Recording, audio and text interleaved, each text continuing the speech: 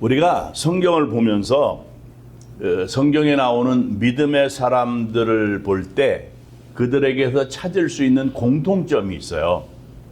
그게 뭔가 하면 모두가 다 감사하는 일에 힘쓰고 살았다라고 하는 거예요. 자, 우리가 잘 아는 대로 다니엘 보자고요. 다니엘은 앞으로 30일 동안 왕 외에 다른 어느 누구에게도 기도하면 안 된다고 하는 조서를 딱 반포를 하잖아요. 그러면 사자굴에 던져서 죽이겠다는 거죠. 그걸 알아요. 그 상황이 어떤 건지 다 아는데도 불구하고 다니엘이 매일 하던 것처럼 집으로 가서 윗방에 올라가 예루살렘을 향해서 창을 열어놓고 무릎을 꿇고 하나님 앞에 하루에 3번씩 기도를 하는데, 어떻게 기도를 했는가 하면 하나님께, 자기 하나님께 감사했다고 그랬어요. 감사했다고. 다윗을 보면은요, 다윗이 글을 쓰는 능력이 뛰어나서 많은 시편을 기록을 했는데 그 가운데 하나님의 은혜가 얼마나 감사한지, 그래서 그 감사한 것을 하나하나 적어가면서 감사를 했다고요. 이게 많은 시편에 나타나고 있어요. 그러니까 하나님께서는 이렇게 감사하는 사람을 사용하셨다고요. 그리고 그들의 삶을 형통하게 하셨죠. 사실 우리가 그렇잖아요. 기쁨으로 일을 해도 될까 말까 한데 불평하고 원망하고 탄식을 하면서 일한다고 한다면 그 사람을 누가 사용하겠느냐고요. 하나님께서는 하나님의 일에 감사하는 사람을 사용하십니다. 세상의 삶에서도 마찬가지지요. 감사 굉장히 중요한 건데, 감사합니다. 그 은혜를 어떻게 잊을 수가 있겠습니까? 이 은혜를 제가 무엇으로 보답해야 할지, 이렇게 말을 하면서 사는 사람들은 귀하게 여기죠. 어린아이가 자라는데 어린아이가 자라서 어른이 되는 과정이 있잖아요. 어른이 되는 과정을 보면 2가지로 나누어서 설명을 할 수가 있는데, 그 몸이 자라는데 뼈대가 점점 커지잖아요. 그러면서 키가 커지고, 이렇게 되어지는 것을 성장한다고 그래요. 성장한다고. 그리고 그 아이가 마음이 자라고 정신이 자라요. 지능이 자라요. 인격이 자라요. 이것을 뭐라 그런가 하면 성숙이라고 표현을 하죠. 그래서 한 사람이 바르게 자란다고 하는 것은 몸이라고 하는 그 외적인 면이 성장을 해야 하고, 동시에 내적인 것, 내적인 면, 인격, 이런 것들이 자라나야 되잖아요. 같이 성숙을 해야 되잖아요. 그래서 이 성장이라고 하는 것과 성숙이 균형을 동시에 이루어야 되잖아요. 그럴 때 정상적이고 온전한 사람이다, 그렇게 얘기를 하지요. 신앙도 마찬가지예요. 자, 세월이 흘러요. 날이 가는데 그 신앙도 성장이 돼야 돼요. 성숙해야 하잖아요. 그런데 그 믿음의 모습이 그냥 제자리에만 머물고 있어요. 그러면 온전한 신앙인의 모습을 기대할 수가 없는 거라고요. 감사의 신앙이라고 하는 것도 마찬가지예요. 우리 그리스도인들이 감사를 할 때도 이 감사가 성숙한 감사가 되어야 된다고요. 그냥 입으로만, 그냥 형식적이고 의식적인 그런 감사, 그리고 나에게 어떤 기쁜 일이라든가 좋은 일이 생기면 감사, 그럴 때만 감사한다고 한다면 그것은 온전한 감사 신앙생활을 하는 것이 아니죠. 오늘 본문 6절 말씀을 보니까 너희가 그리스도 예수를 주로 받았으니 그 안에서 행하되 그랬어요. 그런데 이걸 쉬운 성경을 보잖아요. 뭐라 그런가 하면 그리스도 예수를 주님으로 믿었으니 그분 안에서 계속 살아가십시오. 그렇게 되어 있다고요. 자, 우리는 예수님을, 우리 주 예수 그리스도를 주님이라고 그래요. 구세주라고 부르는 사람들이라고요. 그래서 사실은 이 한 가지, 우리가 예수를 믿고 예수님을 나의 구주라고 하는, 예수님이 나의 주님이십니다, 구세주이십니다 라고 하는 이 한 가지만으로도 사실은 감사할 수밖에 없는 거라고요. 하나님께서 우리에게 베풀어 주신 은혜 가운데 가장 소중한 것이 무엇인가 하면 예수 그리스도로 말미암아 우리 죄를 용서해 주시고 구원해 주신 사실 그거라고요. 오늘 말씀처럼 우리가 예수님을 주로 받은 사람들이에요. 그래서 우리가 예수님을 주님이라고 부르지요. 주라고 하는 것은 우리 주님 예수님이 우리 교회의 머리가 되시고 우리의 삶의 주관자라고 하는 것을 고백하는 거예요. 베드로가 뭐라고 예수님께 고백을 했는가 하면 주는 그리스도시요 살아계신 하나님의 아들입니다. 살아계신 하나님의 아들이십니다. 그렇게 고백을 했어요. 바울을 비롯해서 여러 사도들이 중요하게 사용했던 표현이죠. 자, 예수 믿는 우리가 하나님께 받은 은혜가 엄청나게 크고 많아요. 일일이 이것을 다 사실은 헤아릴 수가 없을 정도죠. 그래서 우리가 찬송가 304장 4절을 보게 되면 하늘을 두루마리 삼고 바다를 먹물 삼아도 한없는 하나님의 사랑 다 기록할 수 없겠네. 하나님의 크신 사랑 그 어찌 닿았을까. 저 하늘 높이 쌓아도 채우지 못하리. 하나님 크신 사랑은 증량 다 못하며 영원히 변치 않는 사랑 성도여 찬양하세.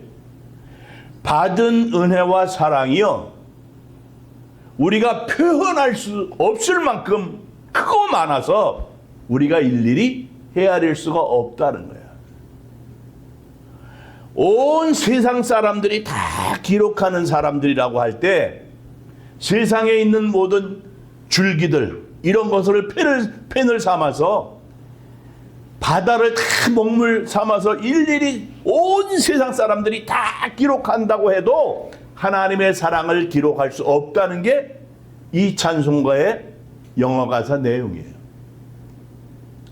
하나님께로부터 우리가 받은 은혜, 이 사랑 우리가 표현할 수가 없다는 거예요. 일일이 헤아릴 수가 없다는 거예요.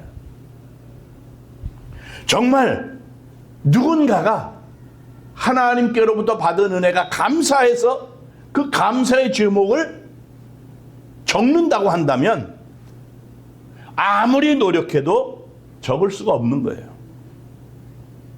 그래서 우리는 어떤 조건, 어떤 상황에서도 그저 언제 어디서나 그냥 하나님 한 분 때문에, 하나님 한 분만으로 인하여서 감사할 수 있어야 되는 거예요.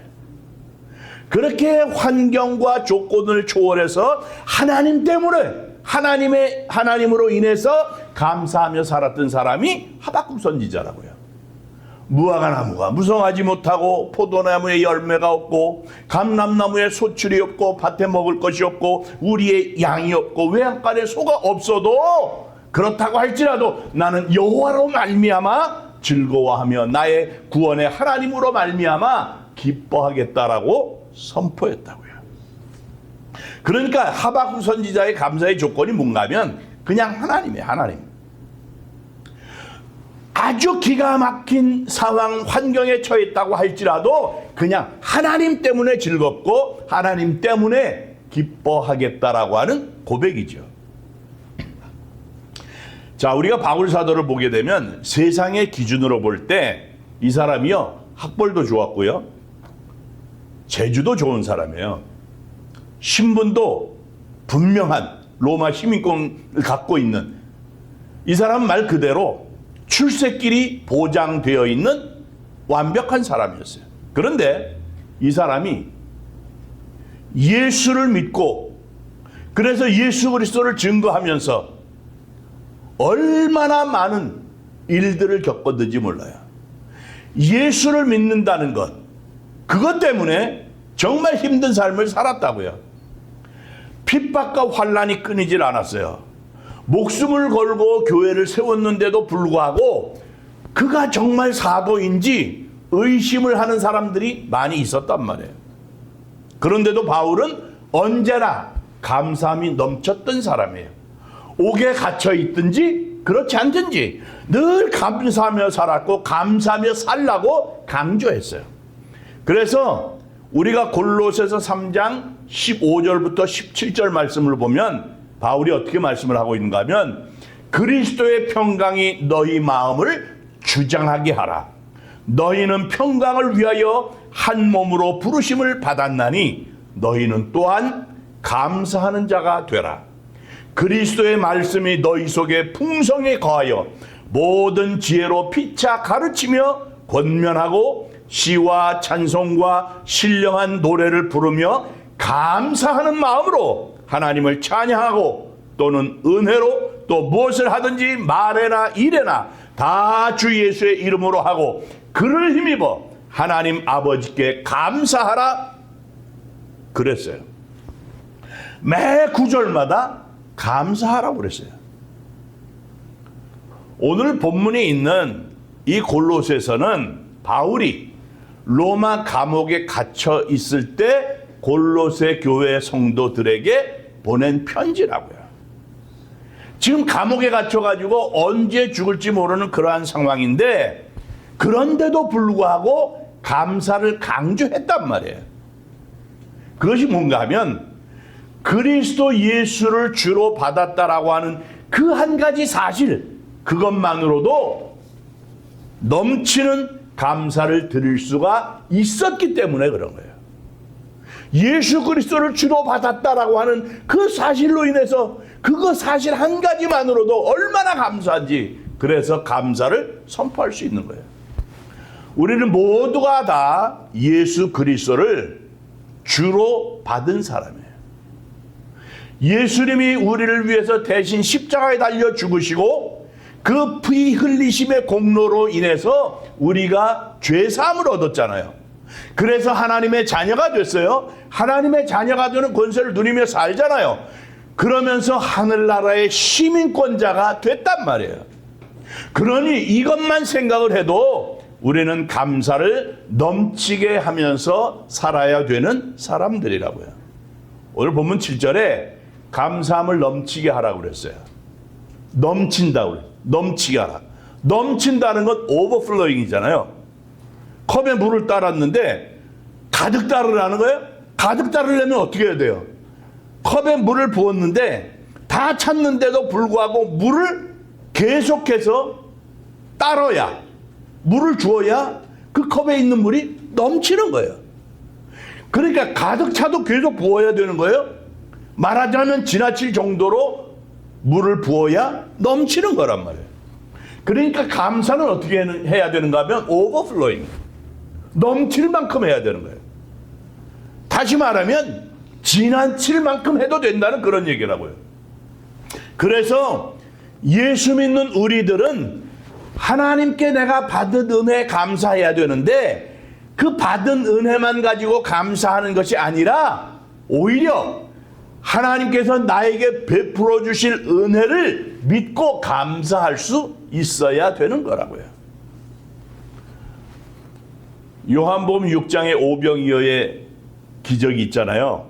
예수님께서 떡 5덩어리하고 물고기 2마리를 가지고 5,000명을 먹이셨는데 요한복음 6장 11절 말씀을 보면 뭐라고 말씀을 하는가 하면 예수께서 떡을 가지사 축사하신 후에 그랬어요. 제자들에게 나눠주시고 물고기도 그렇게 그들의 원대로 주시니라 그랬다고요. 축사하신 후에. 축사하셨다는 말이 감사하셨다는 말이에요. Give thanks. 감사를 드리는 거예요. Give thanks. 감사한 거예요. 감사가 이렇게 중요한 거예요. 우리가 우리 안에 감사로 가득 채운다고 한다면, 감사로 가득 찬 삶을 산다고 한다면 감사가 입 밖으로 나올 수밖에 없어요. 내 안에 감사가 풍성해요. 오버플로잉 되는 거예요. 넘쳐나는 거예요. 감사가 내 삶에서, 내 안에서. 그러면 내가 내 입에서 나오는 말이 감사일 수밖에 없잖아요. 내 생각이 감사로 가득 차 있어요. 오버플로잉 되어 있는 거예요.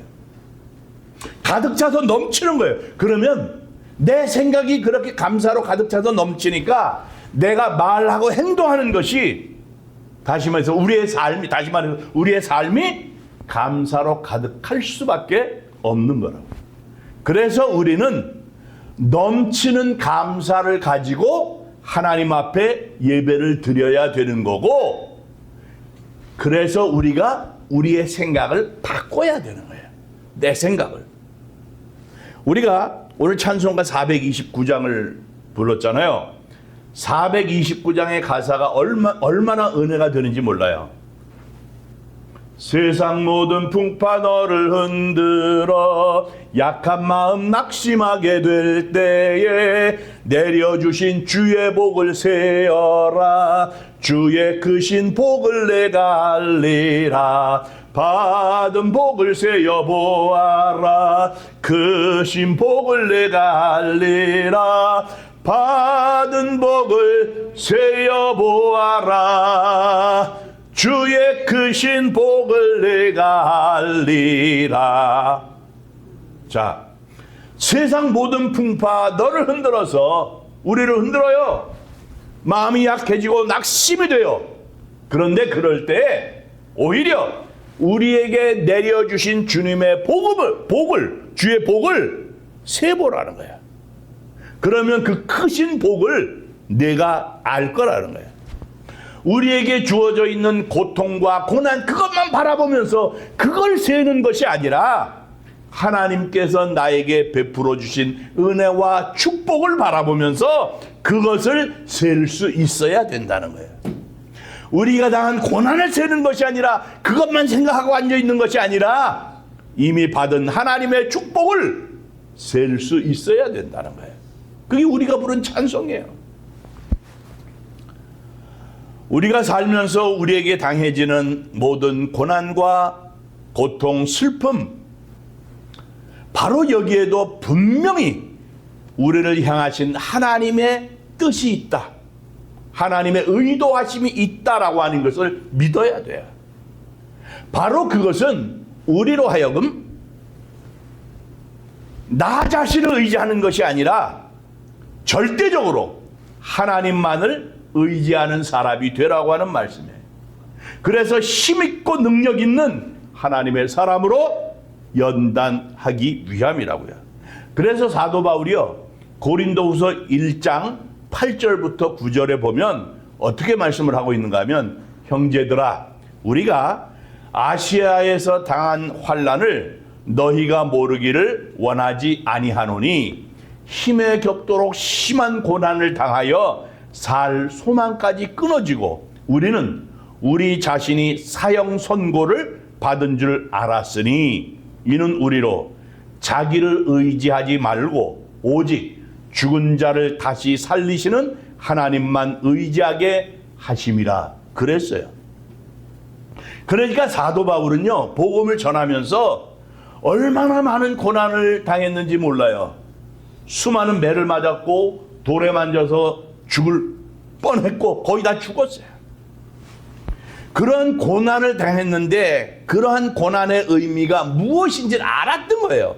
그것은 자기 자신을 의지하지 말고 오직 자기 자신을 의지하지 않고 오직 하나님만 의지하고 살게 하기 위함이었다라고 하는 그런 말씀을 하고 있는 거예요.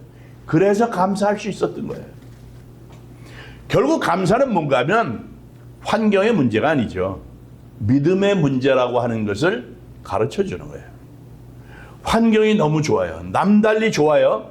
그래서 감사할 수 있는 사람, 세상에 얼마나 되겠습니까? 세상에 아무런 고통과 괴로움이 없어서 하나님께 감사하면서 살 수 있는 사람은요, 아무도 없다고요. 형편과 환경이 좋아서, 조건이 좋아서 사람이 감사하는 것이 아니라 믿음이 좋은 사람이 감사하며 사는 거잖아요. 결국 믿음이 문제라는 거죠. 우리의 마음속에 감사가 넘치지 못한다고 한다면 그것은 내 환경이 남보다 나빠서 그런 것이 아니라 내 믿음이 적어서 그런 거예요. 내 믿음의 문제죠. 데살로니가전서 5장 16절부터 18절까지의 말씀을 보면 항상 기뻐하라, 쉬지 말고 기도하라, 범사에 감사하라. 이것이 그리스도 예수 안에서 너희를 향하신 하나님의 뜻이니라고 그랬어요. 하나님의 뜻이라고 하는 얘기는 하나님께서 원하시는 것이다. 그거잖아요. 그러니까 하나님께서 범사에 감사하라고 하는 거죠. 범사에 감사하는 이것이 하나님께서 원하시는 것이라는, 하나님의 뜻이라는 거예요. 그리고 시편 50편 23절을 보게 되면 감사로 제사를 드리는 자가 나를 영화롭게 하나니 그의 행위를 옳게 하는 자에게 내가 하나님의 구원을 보이리라, 이렇게 말씀했어요. 그러니까 하나님께서 기쁘게 받으시는 예배는 감사의 마음으로 드리는 예배다, 이거죠. 그래서 우리가 하나님 앞에 감사의 마음을 가지고 예배를 드려야 된다는 거예요. 그럴 때 하나님이 받으신다는 거예요. 그냥 마지못해서 억지로 습관적으로 그렇게 하는 것보다는 감사로 하나님의 앞에 기쁨을 가지고 예배를 하게 되면 하나님이 받으신다는 거예요. 아휴, 오늘도 이게 아니라 정말 기쁨과 감사로 날 구원하신 주 감사합니다. 그래서 내가 하나님 앞에 예배합니다. 감사로 하나님 앞에 오늘도 나왔습니다. 하나님이 기뻐하신다는 거예요. 그 예배를 받으신다는 거예요. 여러분, 가정에서도 일터에서도 감사가 넘치시기를 바랍니다. 감사하는 사람은요, 기쁨과 축복이 넘쳐요. 그런데 불평, 불만을 갖고 사는 사람은 삶 자체도 어둡죠. 감사는 축복의 문을 여는 열쇠지만 불평, 불만은 축복의 문을 닫아버리는 자물쇠가 된다고요. 영국의 신학자 버클레이가 어떤 얘기를 했는가 하면 우리가 태양을 향해 선다면 어두운 그림자는 우리 뒤에 있을 것입니다. 그러나 우리가 태양을 등진다면 모든 그림자는 우리 앞에 있을 것입니다. 그랬어요. 그렇잖아요? 태양을 향해서 섰는데 내 그림자는 뒤에 있는 게 당연한 거예요. 뒤돌아서 태양을 등지고 서면 그림자는 모두가 다 내 앞에 있어요. 능력의 주님을 바라볼 때 소망이 있고 감사가 있고 기쁨이 있다고요. 빛의 주님을 바라볼 때 어두운 근심과 걱정, 이런 모든 그런 그림자는 우리의 뒤로 다 물러가게 돼 있는 거예요. 보이지 않는 거예요. 그래서 감사할 수 있는 거죠. 여러분, 우리는 그저 감사하며 사시기를 바랍니다. 네. 당연하다고 생각하지 말고 감사하며 사시기를 바랍니다. 네. 건강하시죠? 그러면 건강 때문에 감사하시면 됩니다. 오늘도 건강하게, 오늘도 그래도 예배의 자리에 나올 수 있다라고 하는 것, 이것이 얼마나 감사합니까?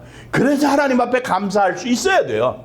사실은 내가 숨 쉬는 것, 내가 숨을 쉬는 것에 아무런 문제가 없다고 하는 것, 그것으로 인해서 감사하시기를 바랍니다. 제가 잠잘 때 무호흡증이 있어요. 코를 골고 자다가요, 한 1분 정도 우리 친구가 같이 방을 쓰던, 옛날에 총회 가면 같이 방을 쓰던 친구가 그래요. 이렇게 지켜봤대요. 한 1분 정도 숨을 안 쉬더래요. 그러다가 갑자기 칵칵 하면서 숨을 쉬더랍니다. 죽는 줄 알고 놀랬다는 거예요. 그래도 그 정도 지나고 나서 숨을 쉬니 얼마나 감사합니까? 제가 어떤 때 놀래가지고 자다가 일어나가지고 감사합니다. 호흡 때문에 답답해가지고 일어나 앉을 때가 있어요, 잠자다가. 그러면 하나님 감사합니다. 숨을 쉬었으니, 그리고 깼으니. 그거예요. 그냥 어떤 형편, 어떤 상황에서든지 감사하며 살면 되는 거예요. 내 육신이 힘들어요. 그런데 겨우 하나님 앞에 나와서 예배할 수 있게 됐어요. 그것도 감사해요. 하나님께 예배할 수 있으니, 기쁨으로 하나님 앞에 예배할 수 있으니 얼마나 감사합니까?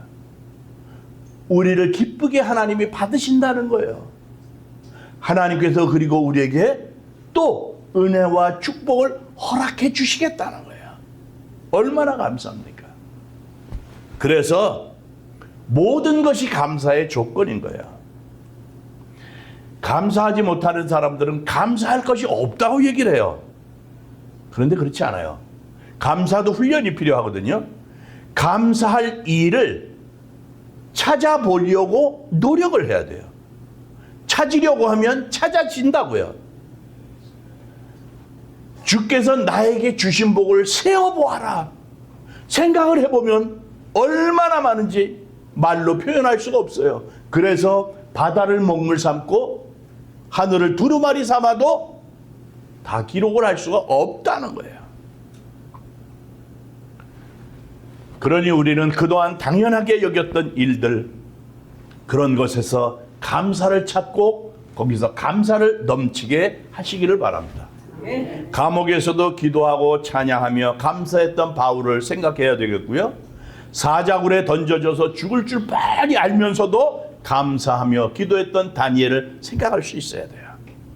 요셉이요, 자기를 미워하며 팔아버린 형들만 생각을 했다고 한다면 애굽의 총리가 되지 못했을 거라고요.